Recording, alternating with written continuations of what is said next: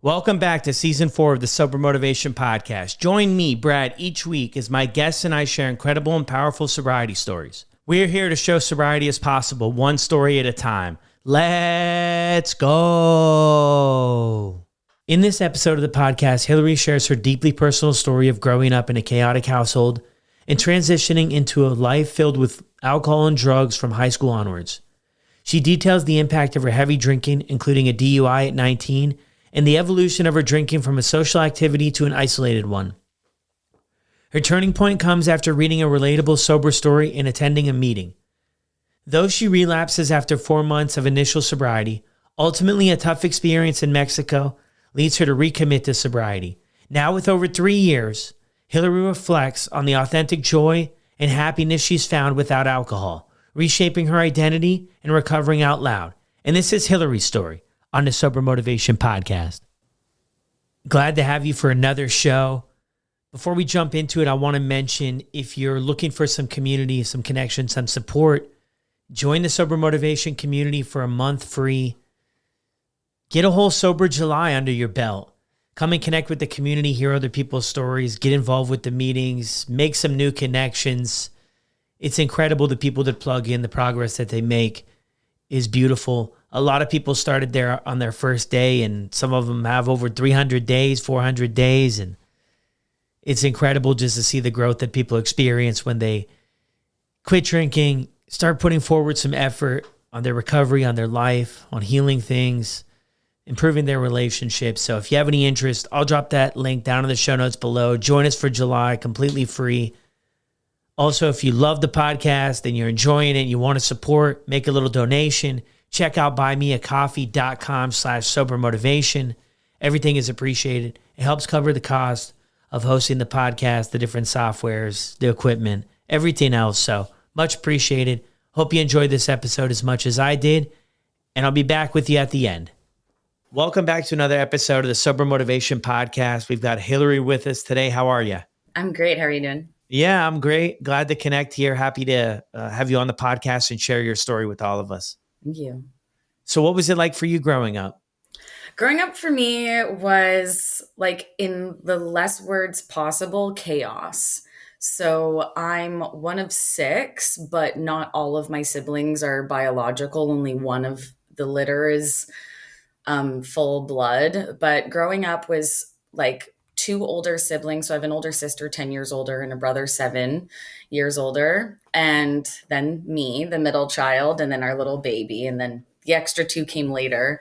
But our house was very loud. Like, there was people coming and going often. My parents did not like each other at all. There was lots of yelling in the household. And so it was like me and my siblings kind of like leaning on each other a lot until finally my parents divorced. And that was, for some kids, would have been like a sad moment, but in our family dynamic, it was almost kind of like a light moment. But there was always like, I was always kind of labeled as the problem kid or the loud kid, or always being extra performative for attention. So when I was 11 and my mom moved outside of the city in the elementary school that I went to, it like changed my whole dynamic, and I had to make friends again at like 13 years old, which, like, for a teenage girl, like, that's a pretty pivotal time.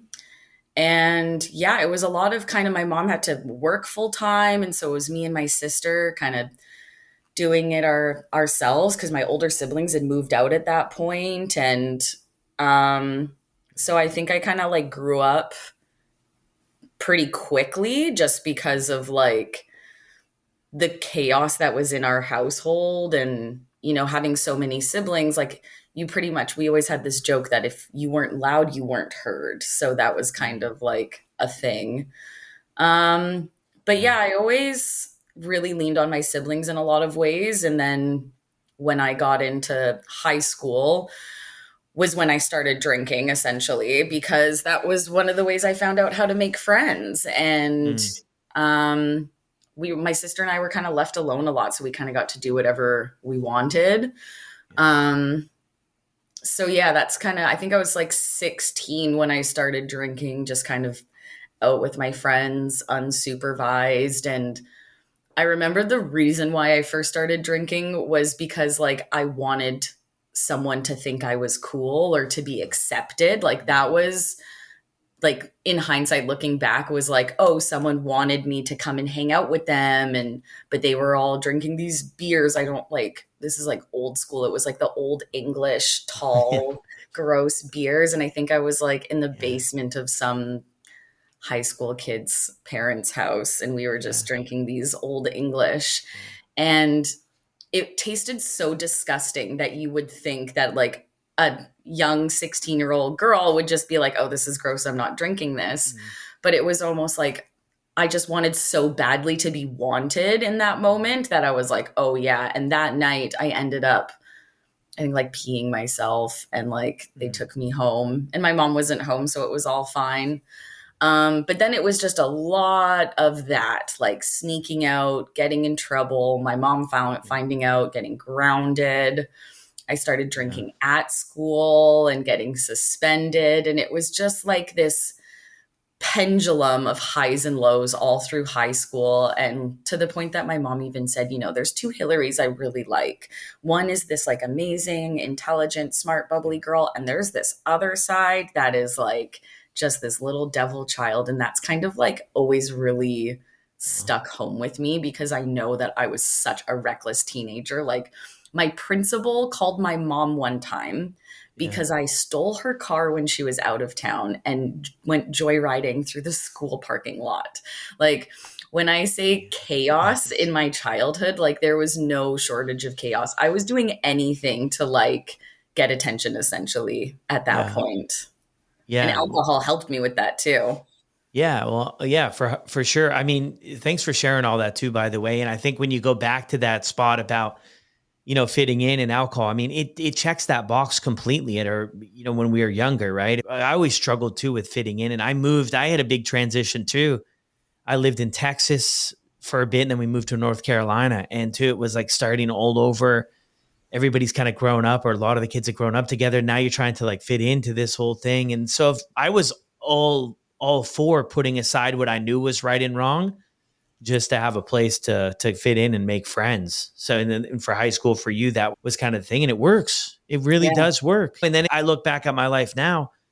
Of course, there were other things I could have done, but they might have been a heavier lift. I mean, the Mhm. alcohol to get in and get acceptance and fit into the crowd was a really easy lift to do and to repeat the process to show up at a party and oh man, so cool to have you here, right? I felt like I was, man, this is great. Like everybody's really interested. I look back now at it and I'm like, I don't know the realness or the authenticity of it all, but at the time it was great. I loved it.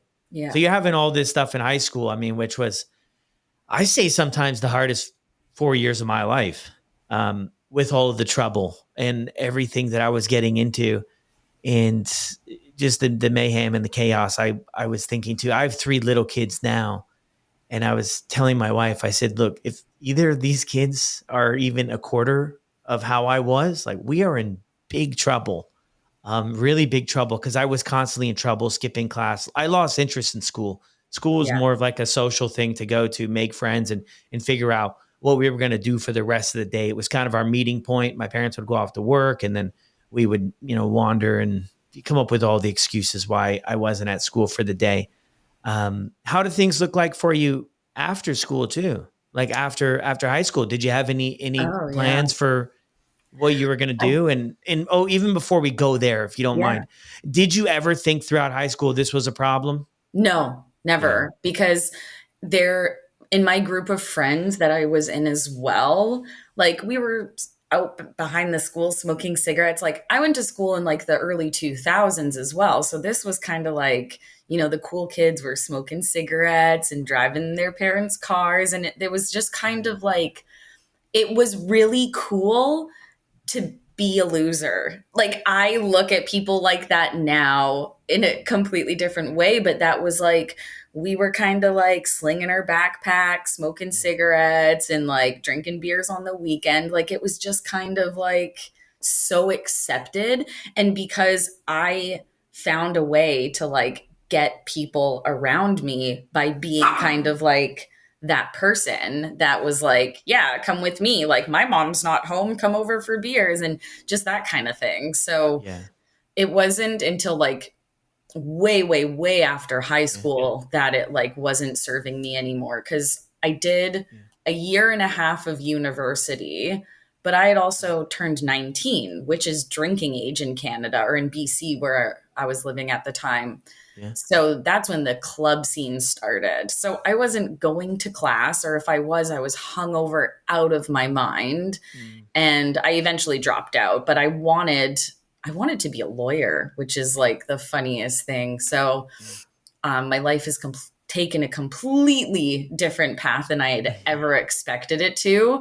But that was like, I took a first year of criminology and I was taking psychology. And so there was like a part of me that really wanted like an awesome life for myself, but I just kept getting sucked into the party, the people, and the drinking as well. Like, it was so fun for me because I was so good at it. Like, Yeah. I could take more shots than anyone else. I was lining them up, and I started working in bars as well. So it just, I orchestrated everything in my life around me to make my drinking possible. Like, working at a bar, perfect. I can drink at work. I can be Mm. hungover because my shifts don't start late. Like, all of the things that you would think a person would be like, oh, that's, getting out of hand. I made it fully acceptable in my life because that was the way I figured out how to have people around me and to be wanted.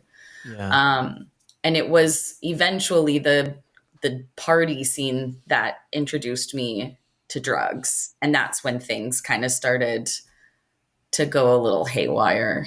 Yeah. Get a little bit more wobbly. It's interesting too, because kind of that theme you're on too about, the drinking and people around and maybe a sense of belonging or acceptance, all of those things that go into it. But as you're going through this, I mean, in your earlier years there, are you aware of that as to why everything's going on? Or is it just sort of like in the background of this is, in hindsight, reflecting back?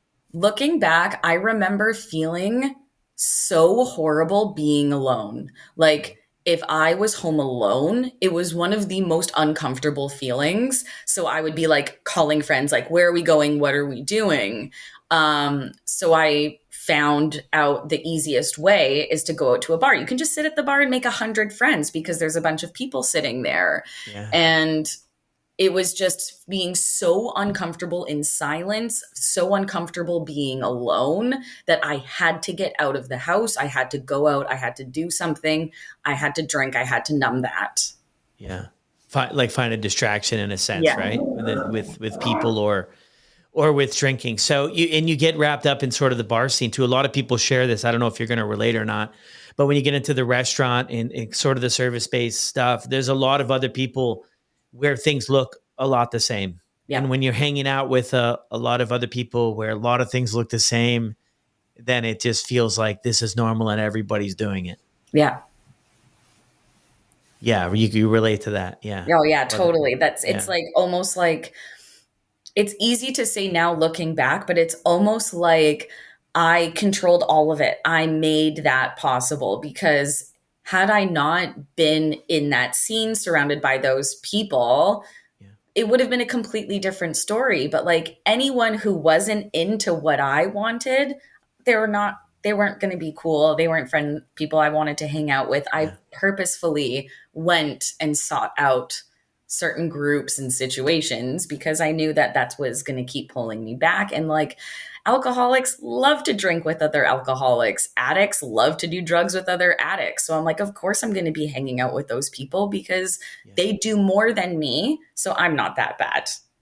Oh yeah, and that's another interesting dynamic to it too. Yeah.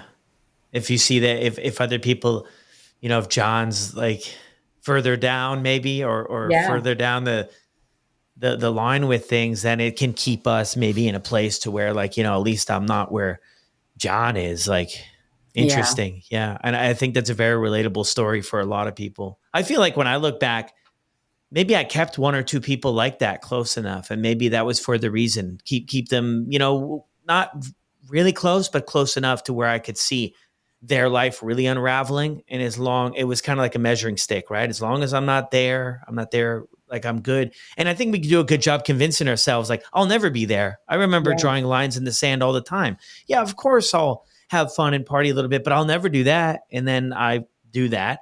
And Yep. then but I'll never do that. I mean, of course, that's no way. And then every time I crossed over these lines, I found it much easier to walk Yeah. over the next one without even really thinking a whole heck of a lot about it. Yeah. Well, like one of my biggest rules, kind of towards the end, this is when I started like trickling thoughts of wanting to stop. But I remember saying, like, oh, I would never do cocaine without alcohol. Mm. Like, I only would ever do it with if I was drunk and like needed it.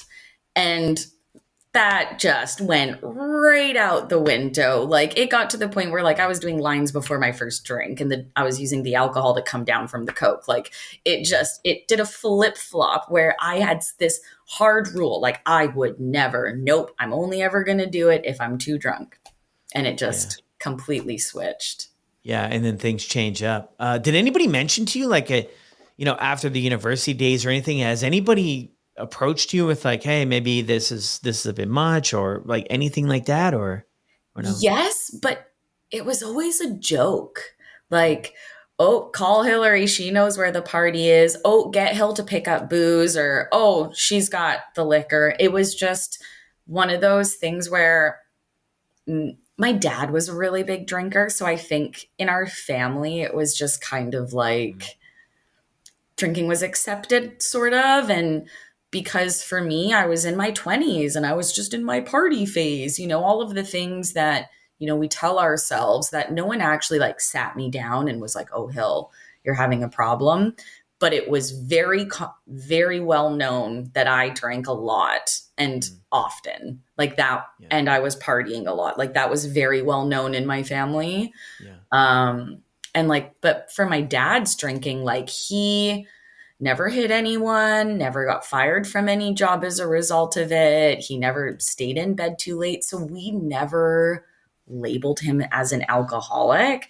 I would now. I've told him straight to his face. I'm like, hey, dad, you should quit drinking. But because of his drinking, it made mine so much more acceptable because my dad was like one of my drinking buddies. I remember being 19 and just cheersing and drinking with dad. And Yeah.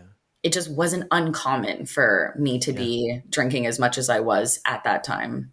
Yeah. So just overall normalized. Yeah, Yeah, totally. just the drinking in how things were. Yeah, I mean, there's a lot of people too, and I have people on the show from all different countries, right? And it's all the different cultures. Every culture has its own way about it, and it's really interesting to hear the different ways of how it's brought in right into the family history of other people, maybe struggling with drinking too, and just how normalized that aspect is to where as wild I think as it is when I look back at my life. Looking back at it now, I'm like, dude, how didn't you notice? Yeah, How didn't you know? I'm thinking like, man, how didn't you notice you were drinking? I drank a lot different, even from the beginning, than the people around me. And I always wondered, like, how are they? They must be harboring a secret. There's no way that that's all they drink, and they go home and they go back to school. And when everybody leaves, I'm rooting through, whatever's left just to have a little extra. I was like, everybody must go home and do this. The reality was, a lot of them didn't, and I knew I drank different, but I also knew that I also thought that this was normal because there were other people who did drink the way I drank, and I kept them pretty close too because I didn't want to be judged on having too much or falling over or blacking out or not remembering the night before, or, acting yeah, like this. So I think that like you kind of mentioned there too, we keep people around that are yeah, not going to make us feel bad. But when I look back too, I'm like, well, people who didn't do this would have never been interested in hanging out with me anyway because they were doing totally. they were doing other Yeah. things. They would have had no interest in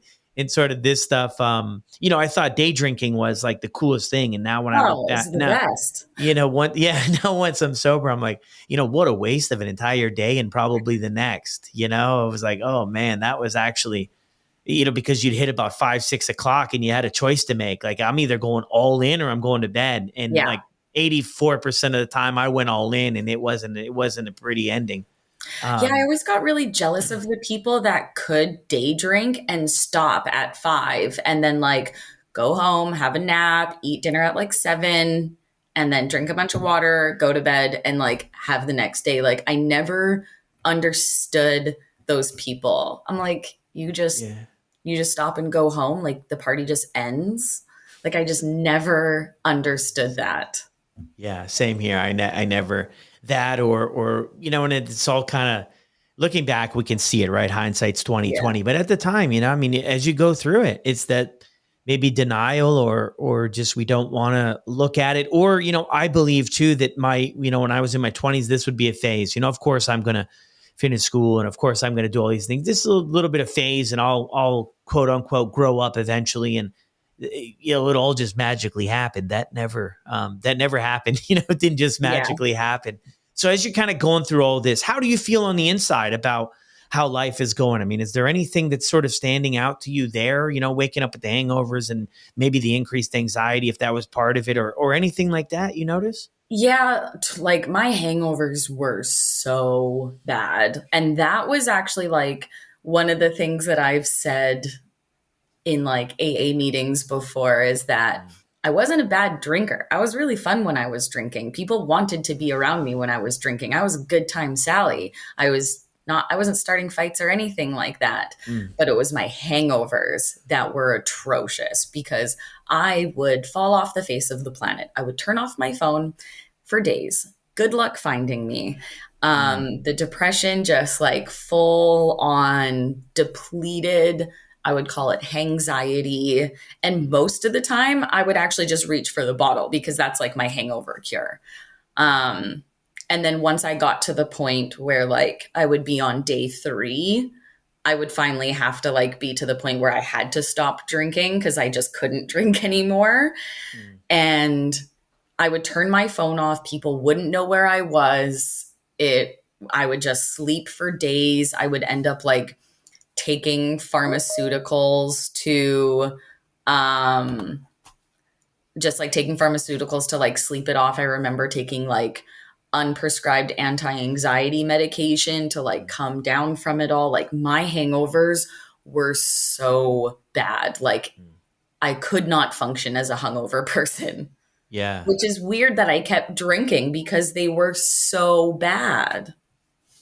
Well, yeah, I mean, that might be the $1 million question, I mean, about how everything, why, when we start to experience some consequences, right? Whether it be the hangover or other stuff too, right? People experience all kinds of consequences. And yeah, I mean, I think that's what sets us apart from somebody who can potentially normally have a drink, right? Yeah. With when consequences enter the picture, we continue on. Maybe we adjust. We try to maybe adjust, right? I don't know if this is irrelevant to you, but we try to maybe.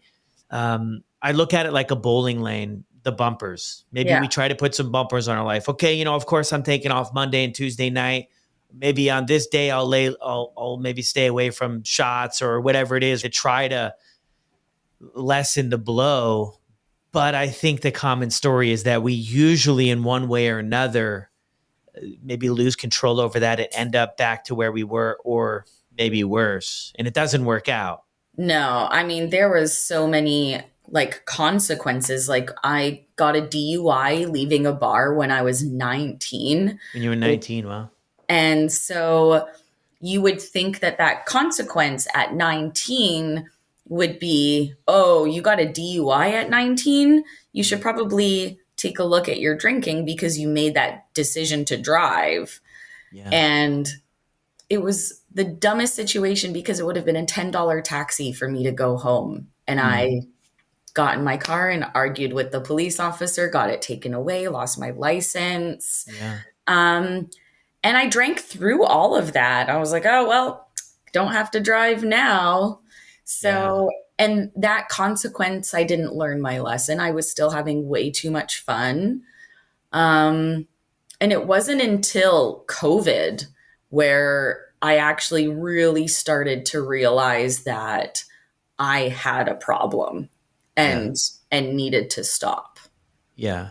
And even with the at 19 getting the DUI, it's so interesting too because I've heard some of it in your story here too, right? Other people they're further down the line with things and I'm not there yet. So I'm still good, but I'm still showing up to work. I'm not causing chaos when I drink. Like, I feel like all of these are kind of excuses we tell ourselves, right? As long as I'm not like it is in the Hollywood movies and I'm not blowing up everything, I'm doing all right. And then a lot of people too are like, I've never hit a rock bottom, but I hear so many times on the podcast too, like some people might consider a DUI rock bottom, or there's other things as well. But I'm like, it doesn't guarantee because you have a consequence that you're going to turn your life around. I mean, we Yeah. can be very good at convincing ourselves that it was just an unlucky thing or whatever it is, right? Like it takes a little bit more, maybe looking within.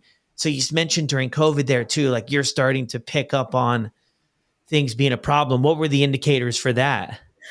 Well, the amount of excessive it got at that point, Yeah. and so it was. So our regulations were really weird at that time. They were adding things and then taking them away kind of like on a weekly basis. Okay. So for the alcoholic that needs to be social, being in lockdown was really difficult. Mm. So I ended up moving in with my mom, and she and I decided to lock down together. And I decided to make it a fun thing where we were going to try making different cocktails every day. So I just like, but the funny thing is what my mom doesn't realize is when she went to bed, I was sneaking drinks down into my room and drinking by myself. And that was one of the first times I started really drinking alone. Mm. And that was kind of like, it was the social butterfly that always wanted to be around people. And then COVID turned it into, I'm just wanting to drink. Mm. And, and then when we were allowed to leave our houses again, I ended up like going on like a 3-day drug bender with some friends of mine. Yeah. And I ended up doing drugs that I said I would never do. And like it just waking up the next morning with that shame of like, oh my God, I can't believe I did that. Or like I was at a party and the police showed up because there was too many people there. Like just crazy situations where, I was also putting like myself at risk as well, because I'm actually immunocompromised. I was diagnosed with rheumatoid about 10 years ago, which is probably another reason why I was drinking and using drugs, because it helped with the chronic pain. But like as a result of that, I was putting myself at risk in a lot of situations during COVID, because I just wanted to be out. And once I was started doing like cocaine mixed with ketamine and mushrooms, all as like a fun little party cocktail, I was putting myself in situations I never thought I would be in. And that's when it started to get scary for me, but it was still somehow in my head, I still thought it was fun. Yeah. Yeah. It can snowball in that direction really quick too. So you making this shift, right? And I hear about this all the time and I can relate to it 100%. You're making this shift. I mean, there's other factors at play here in your story, but a lot of people share this story of the going out, the connecting, the partying, the fun, and then shifting into like this way of isolation too, of drinking too. And I mean, COVID too, I think just with all the restrictions and stuff, in one way or another, maybe accelerated things for people. I mean, obviously, I haven't talked to everybody in the world about this, but a lot of people on the show, this accelerated things and really put it on a map that like, hey, I've got a problem, for a lot of people really fast. Because I think when we're out there partying and whatever, you're not really thinking about all of the other stuff going on. You're in the moment, you're enjoying it. And then it's like, okay, you're so numb to it. And it's a great distraction having people around. We don't have to look in the mirror and say, okay, what's going on with me? Now, when you're on your own, it's like, okay, this looks a lot different, feels a lot different. And maybe the whole quote unquote fun I was looking for, that's all gone, but I'm still plugging into this behavior. And then maybe the sneakiness kind of comes into play, or, the dishonesty, through omission maybe. And that can really weigh on us, right? I think it increases the shame level, maybe feel guilt about it. How long did that go on for? It actually went on for a couple of years. So, it wasn't until so I was in this group of people and we were all working at the same bar. And we were partying together every day after work and during and whatever. And it was totally fine, but it was excessive. Like the drugs at that time were excessive. Like Mm. I was doing coke all through my shift at work. I was like drinking during and after work.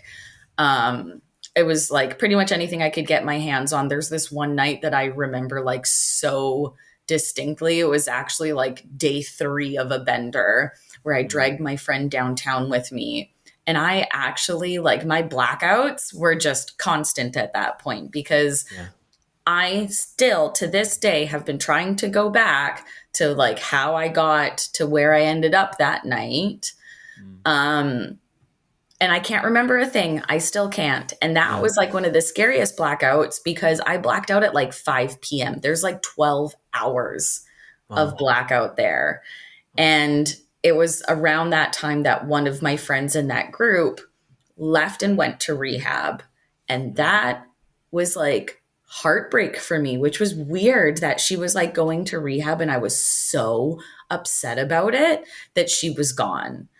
And I think it's because she was like my closest drinking buddy at that time Yeah.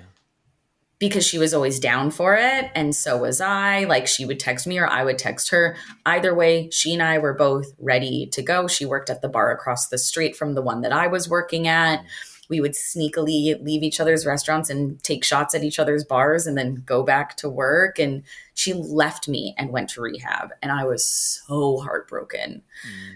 And she came back from rehab like 60 days later. Maybe it was 90. I think she did a 90-day program. Okay. So 90 days later, she comes home.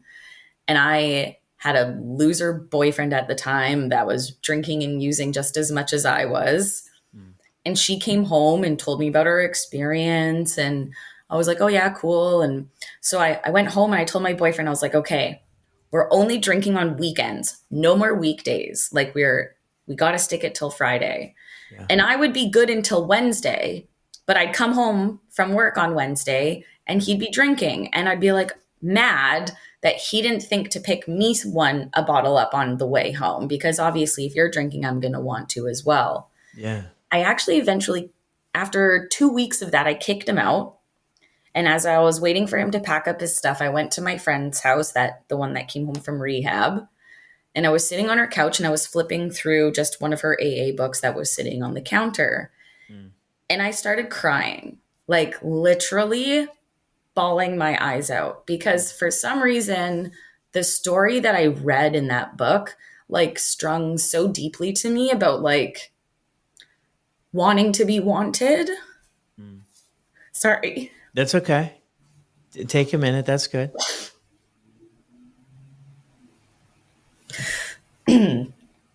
It's hard to talk about because I like go back there. It brings you right back to the emotions you were probably feeling. Yeah. And that was like, wow, I read this in an AA book, something that I like. My joke was like, I would never quit drinking because my mom didn't raise a quitter. Mm. And to read that, I can't even remember the passage. I just remember the feeling. Mm. And I went to an AA meeting the next day with her. I sat in the back of the room and someone shared a story. That was my story, that they grew up in this big house full of people, and then the people moved out and the parents worked full time, and then they found a way to be around people with alcohol and drugs and parties, and then the party ended, and then she found love in herself in sobriety. And that was like, I just started crying again. I was like, oh my goodness, like you just told my story. And so that was the first day I stopped drinking. And after that meeting, and I got 4 months of sobriety under my belt. Wow. I collected my 4-month chip, and then I planned my relapse party. I had I had decided that I got it figured out. I just needed a 4-month break, Mm, and that was it.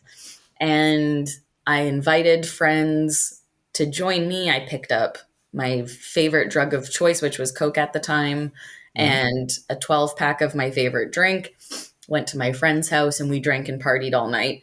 And I got fired from my job about 2 weeks later because I got right back into drinking and using again. I didn't just need a 4-month break, it turns out, because I Yeah. didn't have anything figured out. Yeah. And then yeah, it was Well, yeah. another 4 months of drinking until, Yeah. yeah, Before we yeah, go there to the next part, yeah. um, yeah, thank you for sharing all of that too. Interesting how it kind of played out. I mean, you're in the spot, you open the a book with a lot of pages, and maybe land on that, and have that story that you relate to so well to maybe spark that interest in trying something different. Um, so would it be fair to say, like towards the end here, because a lot of it's like, hey, fun, going out, partying, all that stuff. Would it be fair to say that the fun part of it um, was gone? Oh, yeah. Like, Yeah.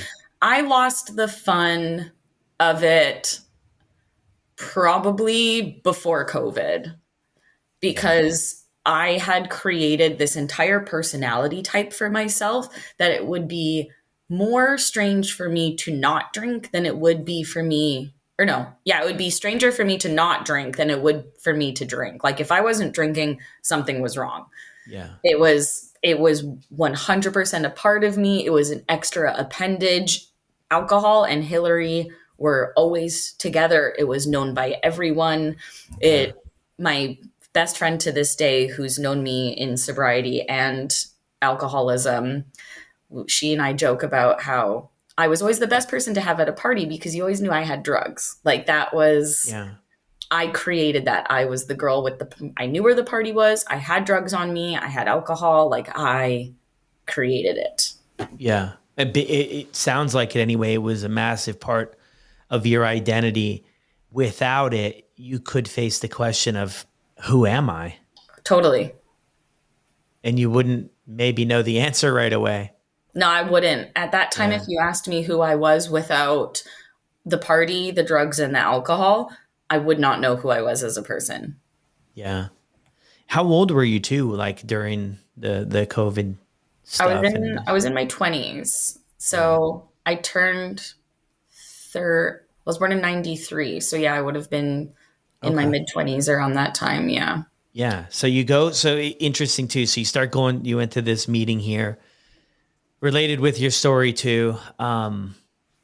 And then you get 4 months, right? You're plugging in, checking it out. And then you sort of have these other thoughts, right? I mean, Yeah. common thoughts, right? Of course, like I've had a break from it. I'll be able to figure it out. I know, I know what to do this time. I know what not to do. And of course, I have all the information now, so I can, give things a try. So you plan, you have this party and get back into it. Do you have any thoughts like the next day or maybe a week later to, maybe I'm headed in maybe this is kind of a You route know, choice, that night, under the influence, I locked myself in the bathroom and texted my sponsor because I actually got a sponsor in those first 4 months, who's still my sponsor to this day, actually. Oh wow. And yeah, I drunk texted her saying, I drank and did drugs tonight. I'm sorry. And she texted me back and I ghosted her. And I ghosted her for like 3 months. I feel bad now. I'm sorry. But yeah, so the next day, I didn't feel bad at all because I planned it. It was like I knew I was going to have that hangover. It wasn't until like the next couple of days of drinking Yeah. where I had slept through my alarm and slept through work because I drank that night. I said I was going to stop drinking at a certain time and I didn't. I said I wasn't going to use drugs that night and I did. And Mm, as a result, that horrible hangover came to fruition. I slept through work, and that moment when I woke up and realized that, I was like, shit, old Hillary is back. You mm, don't have this shit figured out. yeah. Um, but at that point, I was like, at that point, I was like, nah, not ready to get sober. I have a trip to Mexico planned. I'll get Oh. sober Mm. whenever. Like it was something that I was just kind of pushing back. Like I'll get Yeah. sober again, just not yet. Like I've got some drinking to do. Yeah. Yeah. And that's it. That, I mean, that's so common too, right? We have that stuff come up. I notice some people too, like when I notice people that take it really serious, they start today. You know what I mean? Like and maybe that's how it was. It's like, there's always going to be something, a birthday, New Year's, a wedding, an event, a this, a that, a sporting event, whatever it is. There's always going to be something. But it's like, yeah, things are just going downhill. You know, it's interesting too, because a lot of people share when they do drink again, if they've had some time of not drinking, they have a lot of the same thoughts you do, right? I'll be able to figure it out. Everything will be good. But it always ends up at the same place or worse, like Mhm. fast. Like Yeah. sometimes I think like, it's going to take maybe a year. I've got some time here, but it's like, no, when people seems like whenever people get going again, it's like they share so often that they're just like, wow, I was right back in the game right away. So after these 4 months, I mean, before your 30th birthday, share that story with us. Yeah. So I relapsed in October and I got sober again in January. So, like, it was hard and fast. Like, I went as soon as I got fired from that job, it was like, let's go. Went down to Mexico. I already had 30 days planned to be down there.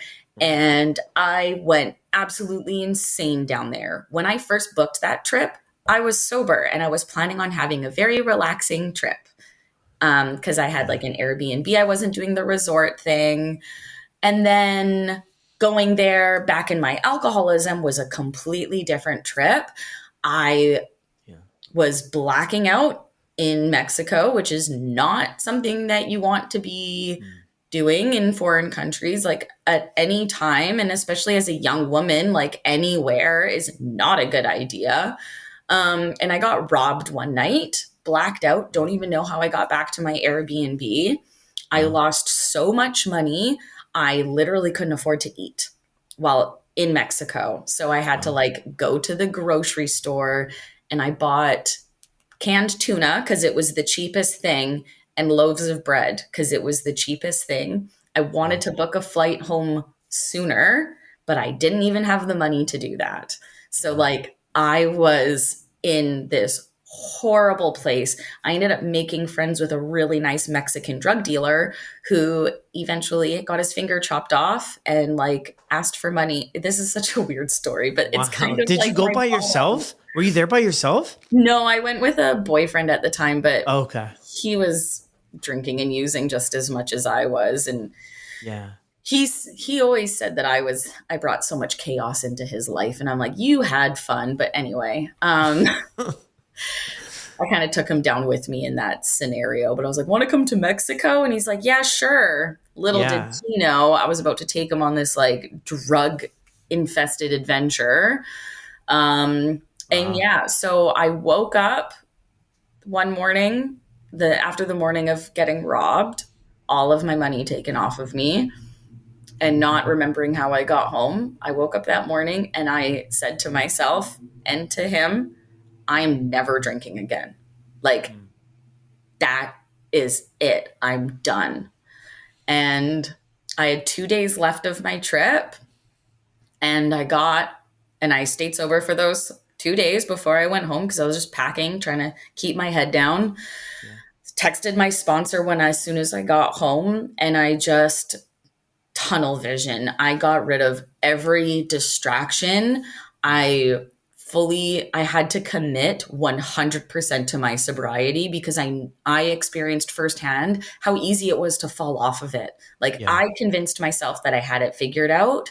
So I needed to convince myself that I'm an alcoholic. I do not drink like a normal person. My Mm. relationship with drugs and alcohol is completely different and I need to stop. Mm. And it was that realization that kind of kept me on that trajectory where I was like, I'm doing some deep work. I need to get into therapy. I needed to have a sponsor, someone to keep me accountable. I Yeah. need to let go of resentments that were just like suffocating me. letting go of like shit in my childhood and my parents' divorce and my mom not being around enough, and like let go of that stuff. Like that's my past. That's not who I am. That's just Yeah. part of my story. But then learning to how to love myself. Like I did not learn that. I like from 16, I went straight into drinking. I was hanging out with the wrong people and I never got parented. Like I had to learn how to cook proper meals again and wake up at a Yeah. normal time. Like I had to relearn life. I felt like a brand new baby because it wasn't just getting sober for me anymore, is that I was done with that entire life. Yeah. And I think that was like that moment for me where I was like, nope, I am an alcoholic and I cannot drink ever, period. Mm-hmm. Yeah. Can't drink without experiencing the consequences. Those days were long gone. Yeah. Yeah. Wow. So your last couple of days in Mexico there too, sober, and then, go home and, plug right in. And I think it's so interesting how it happens. I mean, everybody's got their own sort of story, but I think in mine anyway, people are like, what was it? Or how'd you do it? And I'm like, literally, I went to rehab for a year. I went to jail. I went to rehab again. I went to this, I did that. I think it was every little bit. I think it was one piece of the puzzle. And then sort of the day when I quit, I think the pieces of the puzzle just kind of came together. I was picking up pieces as I went. I don't know if there was just one thing. I think everything kind of taught me a little bit. And I think it all just led me to what you just shared. I won't Yeah. ever be able to do this without consequence. I won't ever be able to do this without chaos, because I know people in my life who they can drink and it's not welcoming, chaos into their life.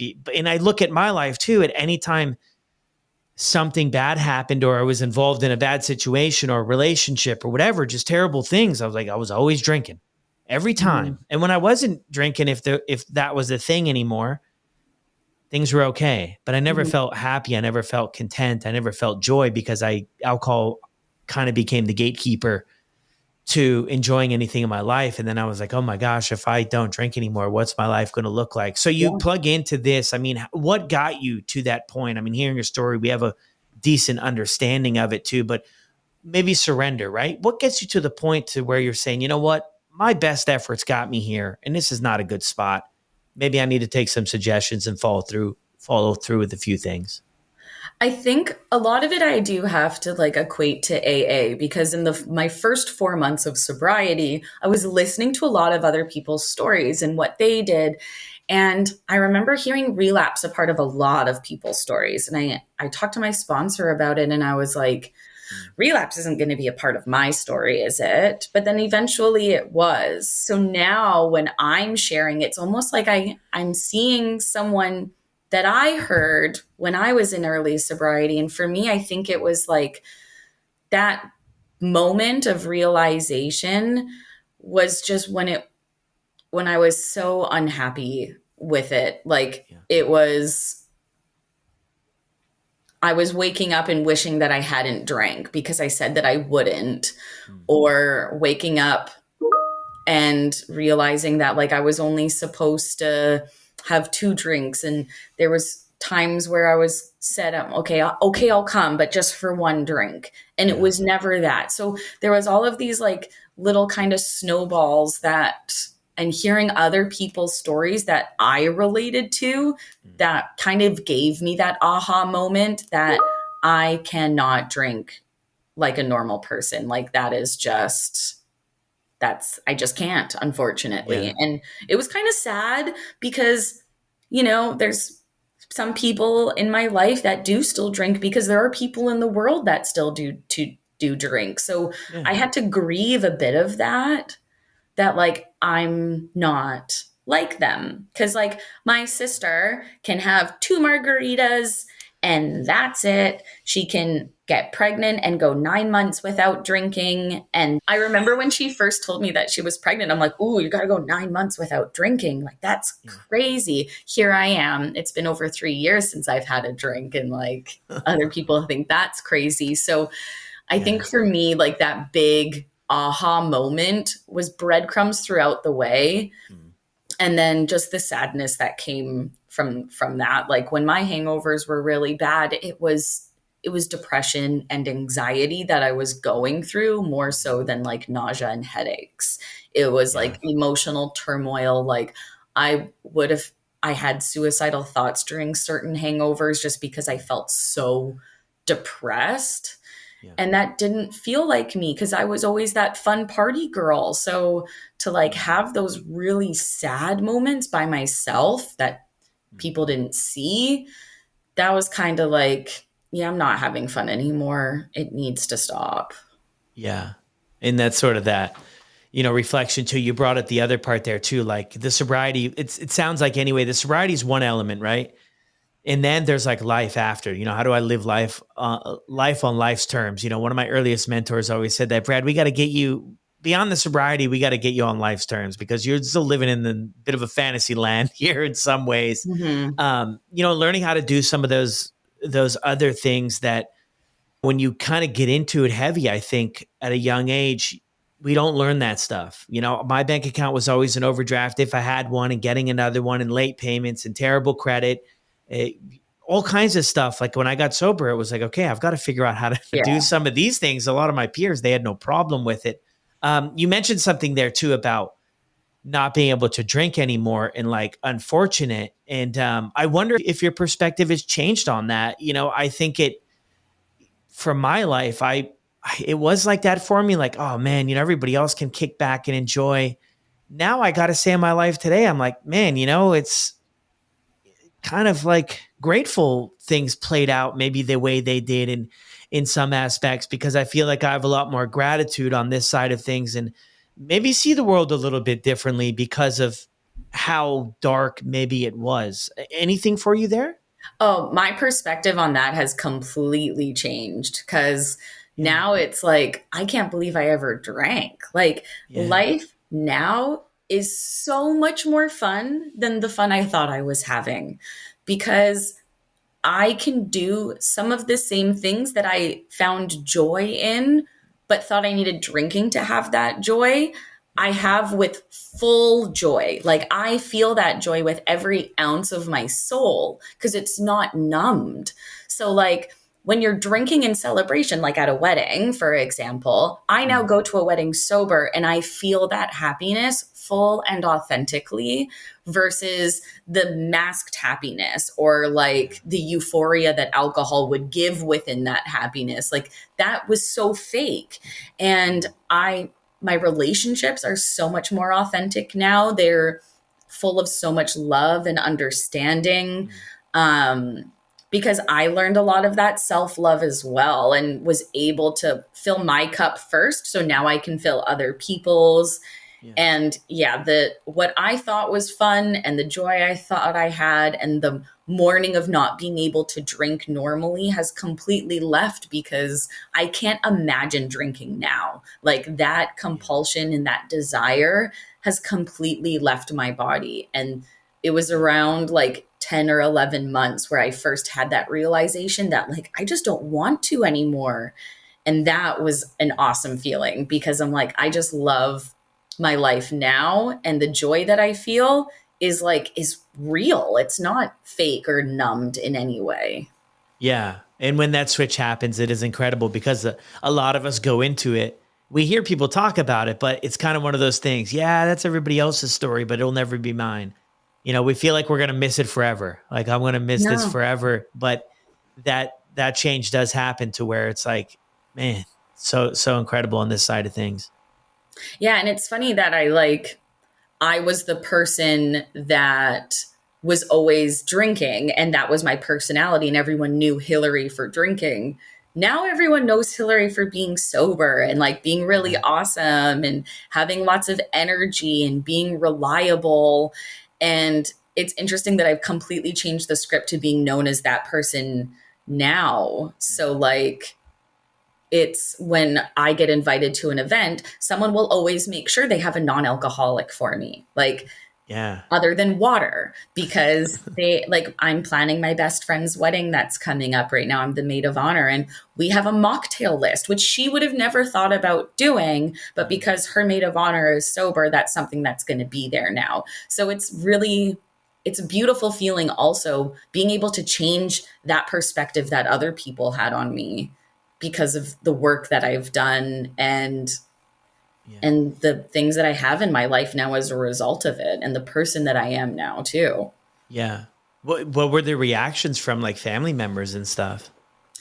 My mom goes into tears when she talks about how proud she is of me, because she knew that I've always kind of really struggled internally with like who I am and finding those joys. And yeah, even on my last birthday, she wrote me like a really beautiful letter that like the woman that I've become and like my true authentic self finally coming to fruition is something that's been like really beautiful to watch.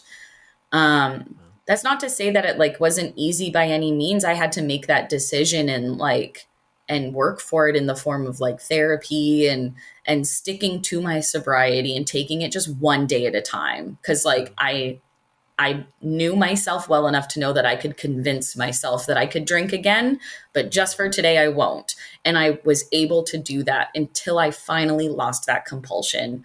And now it's so weird to even think about drinking. Like if I had a drink in my hand, I would feel so weird. Like unless it's a coffee, get it away from me. Drinking is just weird to think about. Yeah. Wow. Well, great job with everything. And I really appreciate you jumping on here and joining us and sharing your story with us. Thank you. Is there anything before we wrap up that you would like to share with people? I think people should know that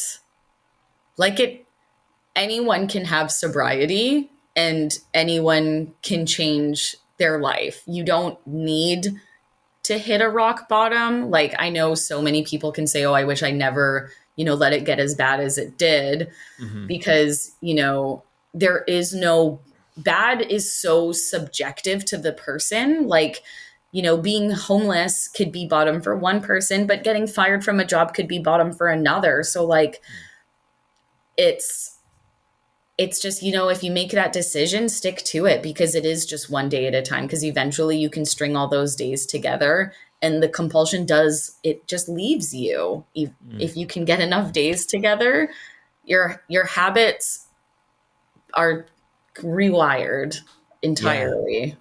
Yeah, things change. Yeah. And it's so interesting you bring that up too. I've just never heard the story where somebody kind of is having a problem in their own terms, and then they turn it around and things are like back to maybe like a quote unquote normie. We'll just use that word. Just to normal. I think if you start experiencing consequences, I don't know. I think that's good. I think that's going to continue, and you can kind of get off the ride at any time, get off the train, right? One other person we had on the podcast, Hillary Phelps, she says you can get off the elevator at any time. You don't have to go to the bottom floor, And I think that that's just such a beautiful thing that, you can make that choice and stick with it, and things do get better. It feels overwhelming. It can feel really difficult in the beginning, but lean in, talk to other people, get some help, and things change. Yeah. And your mornings are they're so beautiful when you're sober. I love my mornings. I'm such a morning person. I know. It's like it flips the complete opposite of how it used to be. Yeah. Watching the sunrise used to be for many different reasons, but now I like wake up to watch the sunrise so I can hear the birds chirping and sip my coffee. Yeah. It's so different, but I love it. Yeah, it is. I know. That was the worst. Those were the worst times, the sun rising, being up for it anyway, being up all night. That's when, for me anyway, the sadness and everything, like, oh my goodness, that's really when I understood I was living a different life than most people as they get ready for work. And I'm just trying to maybe go to sleep for the night. But thanks again, Hillary. Yeah, and thank you. Really appreciate you sharing with us. Thank you. Well, there it is. Another incredible episode here on the podcast. Huge shout out to Hillary for jumping on and sharing her story. As always, I'll drop her contact information for Instagram down in the show notes below. I hope you're able to take a few things away from this episode. A lot of great stuff there about how things can completely change. I hear this all the time. People that are sober, you could have told them 2 days before, or maybe a week before, or a year before. They ended up making that decision and heading in the right direction that they never thought it was possible for them. It's all about just putting one foot in front of the other day after day, making the changes, being aware of where we're hanging out, who we're hanging out with. Are all of these things good for us for this new path that we're headed down? I hope that the podcast is helping you on your journey, helping you get started, keeping you curious, and helping you stay with your goal, which I think if you're listening is sobriety, because so many times we just hear, if you go back, it's the same story. It's the same story and often worse. So getting ahead of this thing, the earlier the better, but it's never too late. Thanks for hanging out, and I'll see you on the next one.